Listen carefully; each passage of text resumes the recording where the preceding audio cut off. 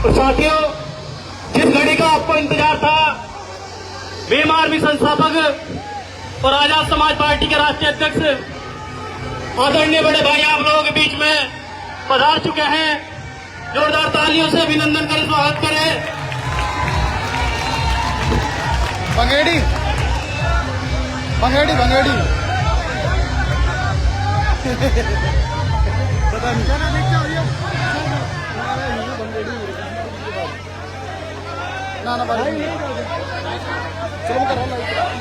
तो साथियों, क्योंकि समय बहुत कम है और काम बहुत ज्यादा है, माननीय राष्ट्रीय अध्यक्ष जी के पास में मैं ज्यादा समय न लेते हुए सबसे पहले निवेदन करूंगा भंगेड़ी की इस टीम का, जिन्होंने ये प्रोग्राम कराया, वाजिद भाई।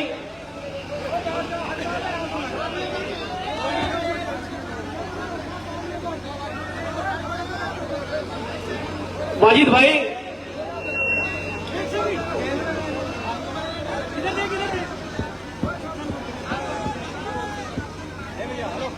तो साथियों,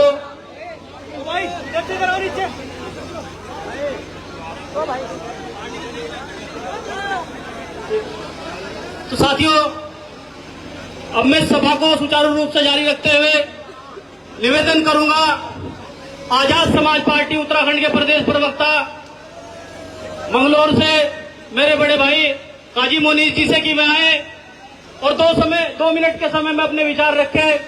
बड़े भाई काजी मोनीस जी। बिट्टू भाई साहब की फोटो अच्छी तरह, बाकी भीड़ की अच्छी तरह ले लो।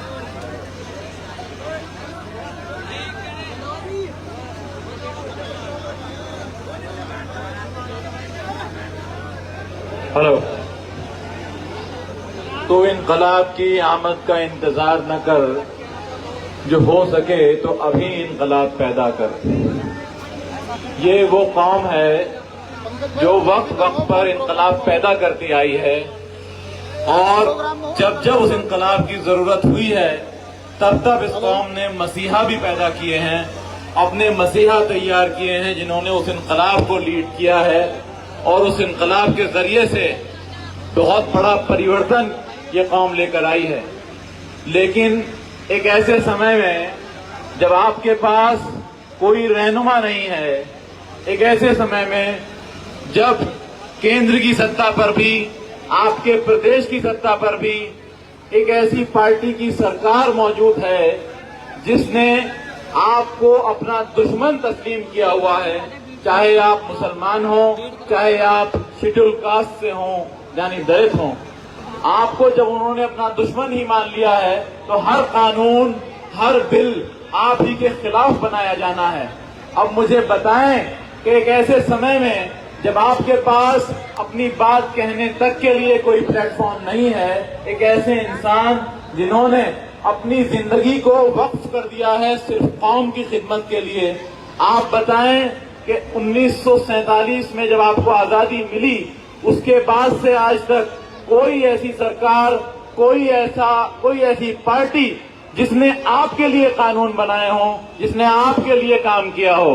बाबा साहब डॉक्टर भीमराव अंबेडकर ने ये तो आपको वोटों का अधिकार दे दिया था, लोकतंत्र बना दिया था कि इसमें आपके वोट की अहमियत है, वोट की कीमत है, उसके जरिए से लोग पार्लियामेंट के अंदर, विधानसभा के अंदर जाते हैं, अगर ये भी ना होता तो आपको कोई पूछने वाला भी नहीं था। ये दाढ़ियां, ये टोपियां, ये ऊंचे पाजामे, ये नमाजें, ये मुसल्ले, ये बगलों में दबाए हुए कुरान, ये मदरसों में जाते हुए बच्चों के बगलों में दबी हुई तख्तियां, सब के सब बेकार थे। आपके मिंबरों मेहराब पर आज हमला है, आपकी मस्जिदों पर आज हमला है, आपके गुरुघरों पर आज हमला है, आपके मदरसों पर आज हमला है। पुष्कर सिंह धामी जी कहते हैं कि हम मदरसों की जांच कराएंगे।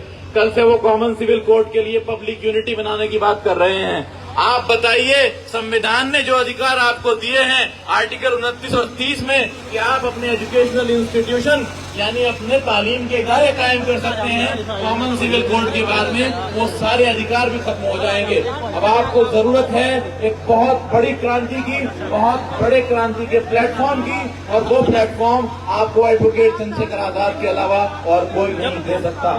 तो आपको वो दिन याद करना चाहिए, आपको वो दिन याद करना चाहिए, उसी जामा मस्जिद की सीढ़ियों पर जहां मौलाना अबुल कलाम आजाद ने हिंदुस्तान से बाहर जाते हुए मुसलमानों को रोककर ये कहा था कि ये मुल्क आपका है, ये मिट्टी आपकी है, ये जाती हुई ये मस्जिदें आपको जाता हुआ देखकर रो रही हैं, इनके मिंबरों से, इनके मीनारों से आपको रोकने की आवाजें आ रही हैं। उसी जामा मस्जिद की प्लेटफॉर्म पर, उसी जामा मस्जिद की सीढ़ियों पर जब एनआरसी नाफिज हुआ तो उसका विरोध करने के लिए लाखों के मजमे में से एक इंसान भारत के संविधान को दोनों हाथों में ऊपर उठाए हुए भारत जिंदाबाद और भारत जिंदाबाद और संविधान जिंदाबाद के नारों के साथ में नमोदार होता है।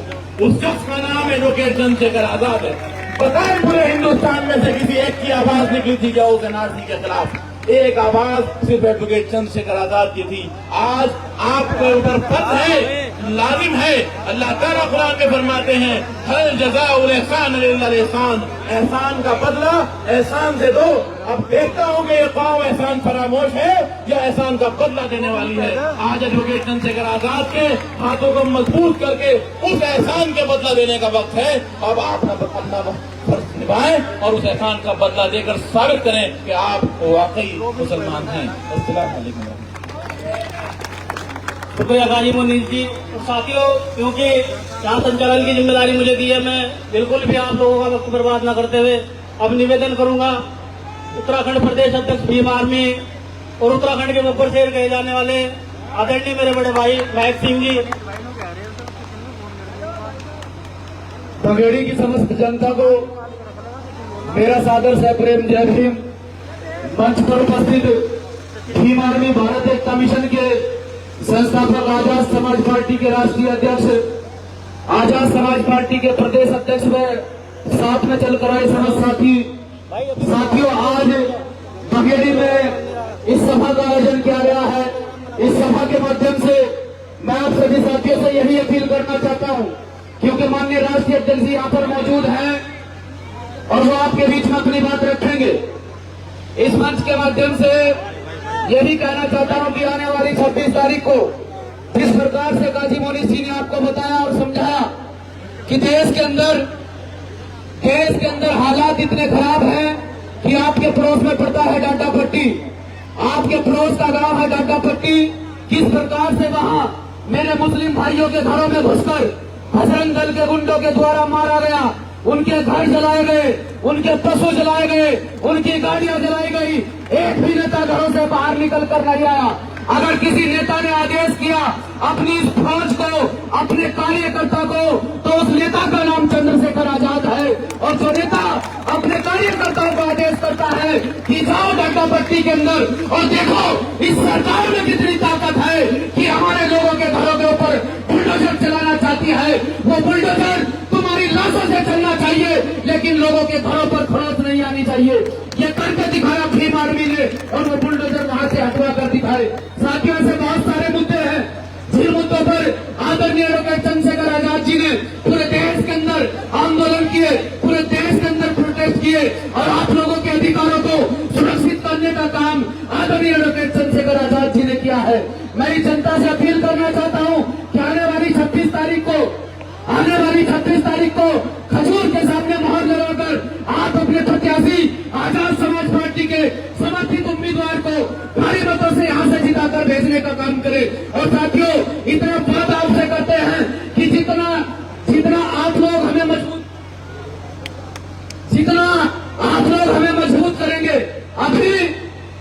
राजनीतिक स्तर पर हम लोग मजबूत नहीं है, सामाजिक स्तर पर आपके बच्चे इतने मजबूत हैं कि शासन प्रशासन को किसी भी स्तर पर झुकाने में कामयाब रहते हैं। लेकिन साथियों, खाली धरना प्रदर्शन करने से, खाली रोड पर आने से, मुकदमे लगवाने से, जेल जाने से इस क्षेत्र की समस्याओं का समाधान नहीं होने वाला है। आप मजबूत करो आजाद समाज पार्टी के समर्थित उम्मीदवार को। मैं आपसे वादा करता हूं कि जिस प्रकार से यहाँ आर्मी कैंट के बाहर धरना दिया गया था, गेट को लेकर रात्रि होते ही इस गेट को बंद कर दिया जाता है, आपसे वादा करते हैं कि आप आजाद समाज पार्टी के समर्थित उम्मीदवार को यहाँ से जिताकर भेजने का काम करें। आपकी समस्याओं का समाधान किया जाएगा और यहाँ ईंट से ईंट बजाने का काम सरकार का भीम आर्मी करेगी। जय भीम, जय श्री राम।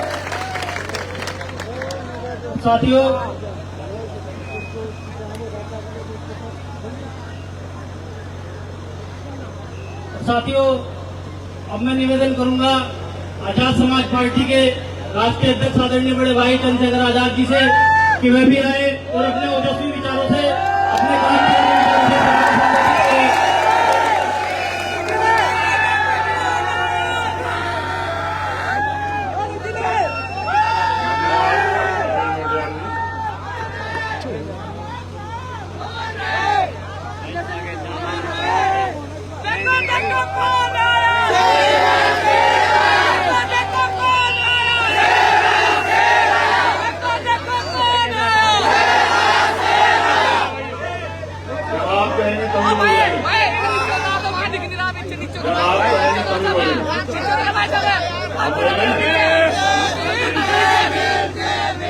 बहुत शुक्रिया।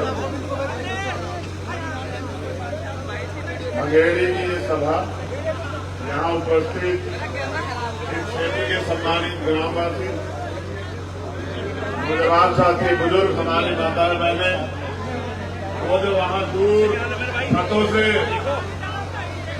जो नीचे भी ना आए वजह छतों से हमें अपना समय दे रहे हैं, उनका भी बहुत बहुत धन्यवाद।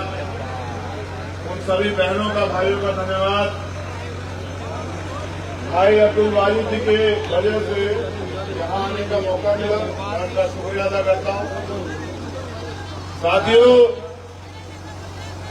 कहने को तो बहुत कुछ है, चुनावी दौर चल रहा है, मेरे ऊपर जिम्मेदारियां ज्यादा हैं। एक तरफ जहां मेरे ऊपर जिम्मेदारी है कि मैं अपने प्रत्याशियों के पक्ष में अपील करूं, उनकी बात रखूं, वहीं समाज की जिस कमजोर वर्ग में मैं जन्मा हूं, मजलूम, मजबूर, उनकी सुरक्षा और उनके अधिकारों के लिए लड़ना भी मेरी जिम्मेदारी। उत्तराखंड में पंचायत चुनाव पिछले 1.5-2 साल से सरकार इस चुनाव को खींच रही, और आप भी बेहतर जानते हैं कि वो क्यों खींच रही है। उनका खींचने का एक मकसद था कि कहीं अगर विधानसभा चुनाव से पहले जिला पंचायत चुनाव हो जाएंगे तो गांव देहात में जो समस्याएं हैं, जनता ने जो 5 साल की सरकार देखी, जो जनता विरोध है, तो उन चुनाव के जो पंचायत चुनाव में उनके परिणाम ऐसे होंगे कि सरकार की हैसियत नहीं होगी कि वो विधानसभा चुनाव में जाए। इसलिए उन्होंने विधानसभा चुनाव पहले कराए, पंचायत चुनाव को टालते रहे, और आज आलम यह है कि आप गांव देहात में जाके देखिए।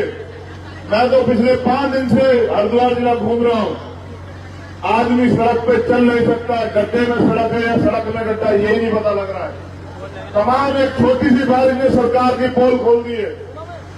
साथियों, जैसा मैंने कहा कि हालात बहुत खराब है, तो मैं बहुजन समाज में जन्मे सभी संतों, गुरुओं, महापुरुषों को नमन करते हुए आपसे अपील करता हूं कि अब्दुल वाजिद साहब यहां से, उनकी पत्नी जो है वो चुनाव लड़ रहे हैं, नसरीन बहन, उनका चुनाव चिन्ह है खजूर का पेड़। आप पंचायत में इतने चुनाव चिन्ह कि मैं बड़ा देख लेता हूं कि कहीं मुझसे भी गलत ज्ञान ना निकल जाए। तो मैं आपसे अपील करता हूं,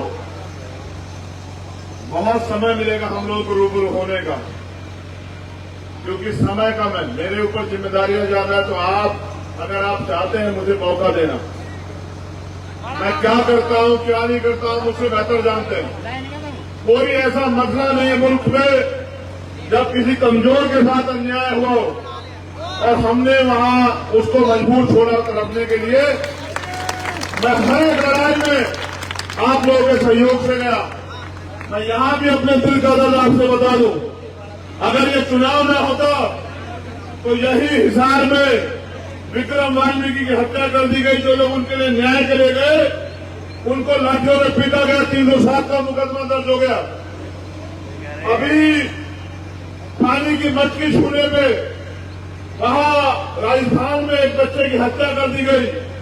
और जब मैं यहां उत्तराखंड में देखता हूं तो यहां डांडा पट्टी में के जरिए यहां के चुनाव को प्रभावित करने के लिए माहौल बिगाड़ा जाता है, धमरेड़ा में माहौल बिगाड़ा जाता है।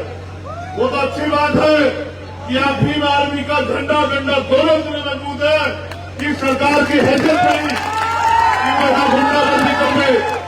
लेकिन जैसे कि मेरे ऊपर जिम्मेदारियां ज्यादा है, हमारे प्रदेश प्रवक्ता काजी साहब ये कह रहे थे कि भाई आप फर्ज अदा करो, आप एहसान का बदला एहसान से दो। मैं पूरी जिम्मेदारी से बात कह रहा हूं कि न मैंने कोई आपके ऊपर एहसान किया, न मैं आपसे कोई एहसान चाहता हूं। मैंने वो किया जो मेरा जिम्मेदारी थी। जब मैं भाई कहता हूं तो मैं भाई का फर्ज भी अदा करता हूं। मैंने वो किया जो मेरी जिम्मेदारी थी। मैं मानता हूं कि अगर कोई मुल्क में बांटने का काम करेगा तो उसको सबक सिखाने का काम हम लोग करेंगे। भारतीय संविधान जोड़ने का काम करता है। अगर भारतीय संविधान के खिलाफ कोई जाएगा तो हम उसको जवाब देना जानते हैं। मैंने अपनी ड्यूटी अदा की, अपना कर्तव्य अदा किया, मैंने अपना भाईचारा निभाया। कि आज जो उस समय के हालात थे, उस समय जरूरत थी कि एक तरफा माहौल बनाया गया, उस माहौल में बताने का कि सरकार का मकसद क्या है। तो मैं नहीं कह रहा हूं कि आप एहसान का बदला चुकाएं, मैं बस आपके सामने एक सवाल छोड़ रहा हूं। जिला पंचायत का चुनाव 5 साल पहले भी आया, विधानसभा का चुनाव भी आया, मैं आपके बीच में नहीं था। उससे पहले लोकसभा का भी चुनाव था। मैं तो आपसे एक अवसर चाहता हूं कि मुझे काम करने का मौका मिले। ये जनता ये तय करती है कि उनकी नुमाइंदगी कौन करेगा। ये जनता ये तय करती है कि कौन अर्थ पर रहेगा, कौन फर्श पर रहेगा। मैं तो आपके बीच में हूं, इसी उत्तराखंड की धरती पर जन्मा हूं। मैं तो अपने एक अवसर चाहता हूं कि अगर अब्दुल वाजिद जीतेंगे तो खाली अब्दुल वाजिद के हाथ मजबूत नहीं होंगे, चंद्रशेखर आजाद के भी हाथ मजबूत होंगे। और जब मेरे हाथ मजबूत होंगे तो आपके भी हाथ मजबूत होंगे। और जब आपके हाथ मजबूत होंगे तो दुश्मन के भी दांत खट्टे होंगे। ये बात आप मेरी बहुत जिम्मेदारी समझ लीजिए। एक और बहुत जिम्मेदारी की बात, अभी तक तो आपने मुझे सड़कों पर लड़ते देखा।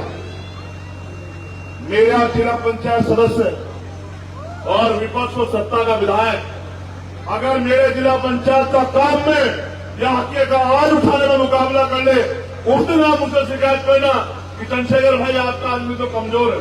अभी आपने मुझे ताकत नहीं दी है, ताकत दी है उन लोगों को और वो आपकी वोट लेके घर में बैठे हैं। मैं ये कह रहा हूं कि अब्दुल वाजिद को मदद कराना 26 तारीख को, और मुझे मौका देना कि मैं क्या कर सकता हूं क्षेत्र के लिए और मैं क्या करना चाहता हूं। तो बहुत बहुत शुक्रिया, धन्यवाद, जय भीम, नमस्कार, सलाम। मेरा आपसे यही दरखास्त है कि भाई ये लोकतंत्र है, आप तय करोगे कि आपकी आने वाली पीढ़ियों का भविष्य क्या होगा। ये आपके हाथ में, चाहे तो ताकत देके इसको बचा लो, वरना जिस तरह से माहौल बनाया जा रहा, कुछ दिनों में संविधान नहीं रहेगा। और जब संविधान नहीं रहेगा तो अपने मुल्क में अपने धर्म को मानने की, उसकी पूजा करने की आजादी भी छीन जाएगी। और ये दिन का बस है तो वोट का अधिकार भी छीन ले। तो मेरी आपसे दरखास्त है कि 26 तारीख को खजूर के पेड़ पर मोहर लगा के भाई अब्दुल वाजिद जी को, हमारे हाथे को मजबूत करें, हमें अवसर दें इस क्षेत्र का काम करने का। बहुत बहुत धन्यवाद, शुक्रिया। और आप सबसे प्यार मोहब्बत की दरखास्त, जाने की जाए चाहता हूं, फिर आपसे मुलाकात होगी। बहुत बहुत शुक्रिया। जल्दी चलो, एक